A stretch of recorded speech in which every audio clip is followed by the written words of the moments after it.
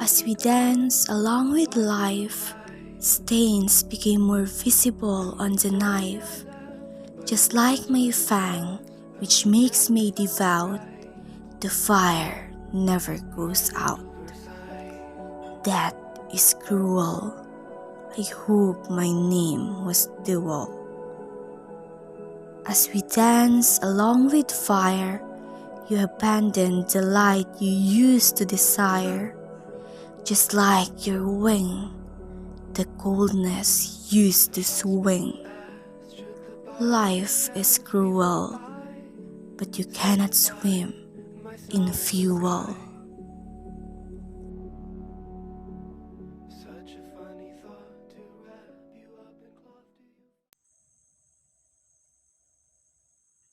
Just like the rain, glistening drops are dripping on her skin. The letters gave her melancholy. Chrysanthemums sting her nose. This is her 11th day in the world, but she's clueless about her identity. All she knew was that she is an angel exiled to this world for a mission she couldn't remember. 11th day, 11 chrysanthemums and letters. What does this mean? She took a deep breath and thought, if I don't do anything, nothing will happen. Finally, she came out of the vault. Images of chaos embraced her. The buildings that stood out seemed to be fighting the sun. A familiar building caught her eye. Familiar word etched on the wall. Laboratory. She stand. That feeling of melancholy seemed to bring wounds to her heart. She ignored that and continued walking. A smell embraced her body. She saw the appearance of acrid smell that lingered in her nose. It seems familiar, but in a cruel way. Suddenly, she saw a tree. Realization hits her.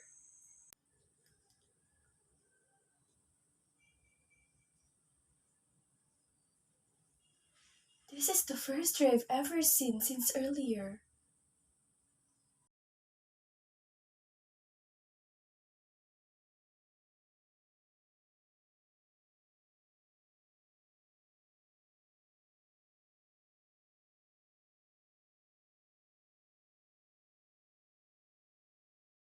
Calm down, Neville.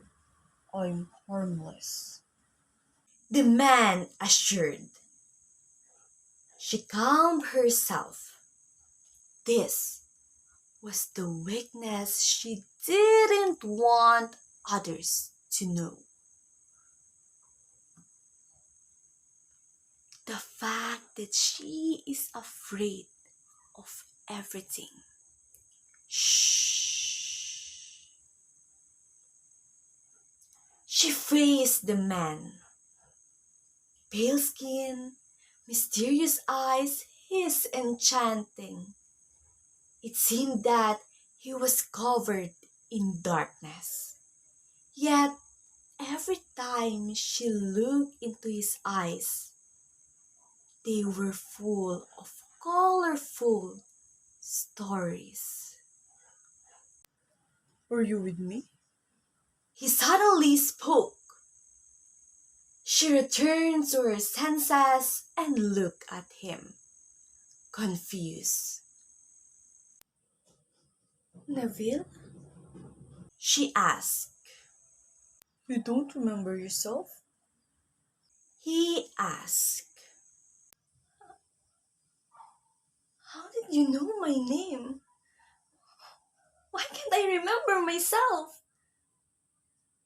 Her mind went insane. The man laughed and said, "We know each other because we are one."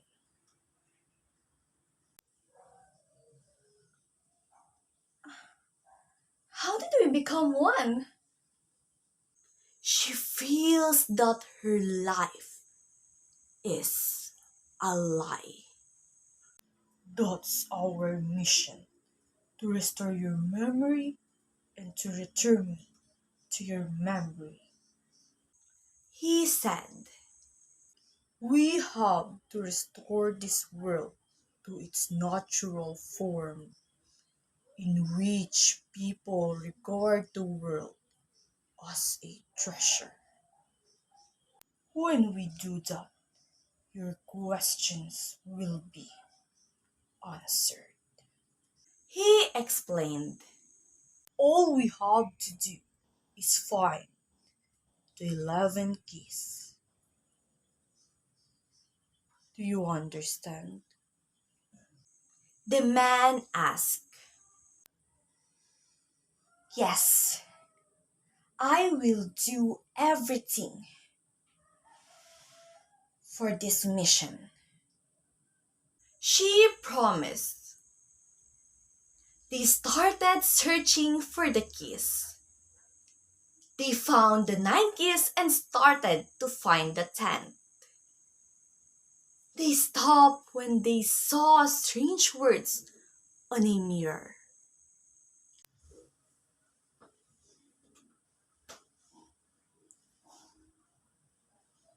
Have a bite and indulge in the taste of blood. Then the fisherman with the net comes out. Neville read. What does it mean? She asked.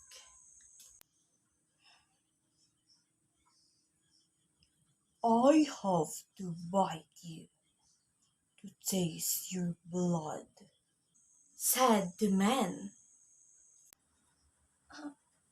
Oh, what do you mean? Neville asked confusedly.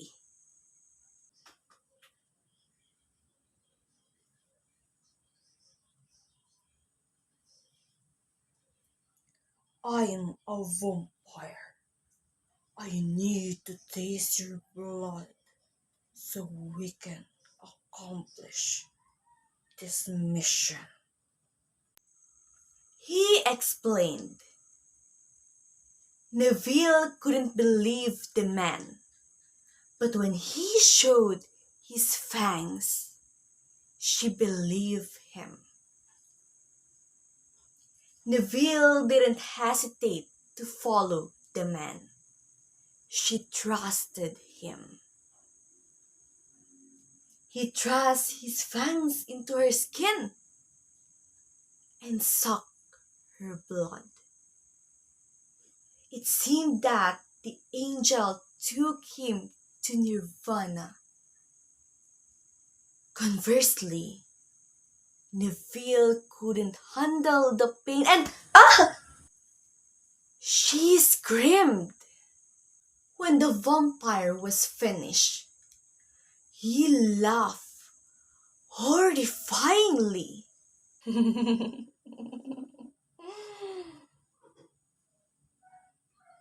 "You're gullible," he said. What do you mean? Neville asked. "Only the second line in the words is true.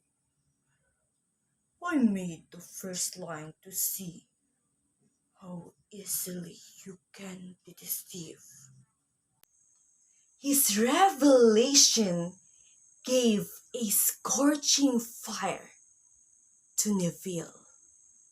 "I thought you could be trusted," she said angrily.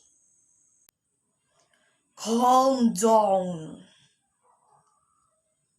I only did that for you to understand that you shouldn't give your trust to anyone. You should only trust yourself. Because when you trust others too much, that will be your companion. It's a long litany. Neville looked closely into the man's eyes, realizing that he's right. They continued the mission. The second line says the fisherman carries the net. The key is in the sea, said the vampire. What is the net for? Neville asked. Net isn't literally referred to. When we read the word net in reverse, we can form the word ten. He explained. Neville praised the man's intelligence. Vampires are undeniably smart, unlike angels like you, he said boastfully. You're arrogant! Neville shouted. The vampire shrugged his shoulders. They continued walking towards the sea. When they got there, the man ordered her to dive into the sea. I'm scared, Neville said nervously. Your fear or the truth? The vampire asked.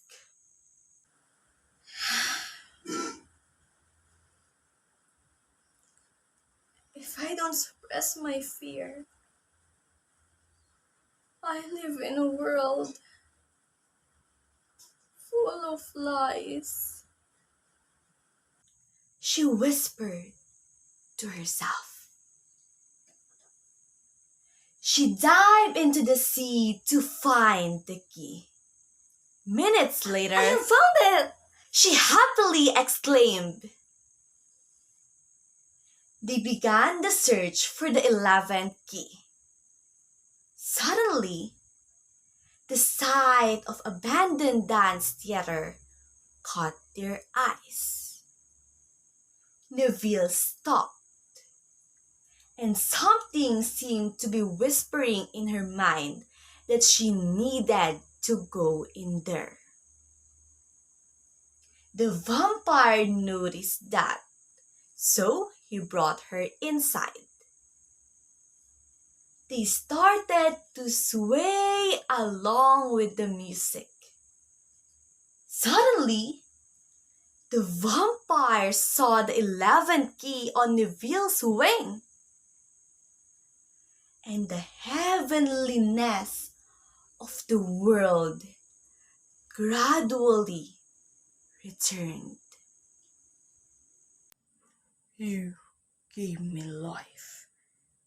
You are my life, he whispered. Tears fell from Neville's eyes due to frustration. Her gaze returned to the vampire and asked, What's your name? The man looked at her, then mentioned the name that caused a strange pain. in her heart. I'm Neville. Abruptly, the darkness swallowed her. Well, you do enough talk, my little hawk. Why do you cry? Tell me, what did you learn from the Tillamook burn or the 4th of July? We're all gonna die.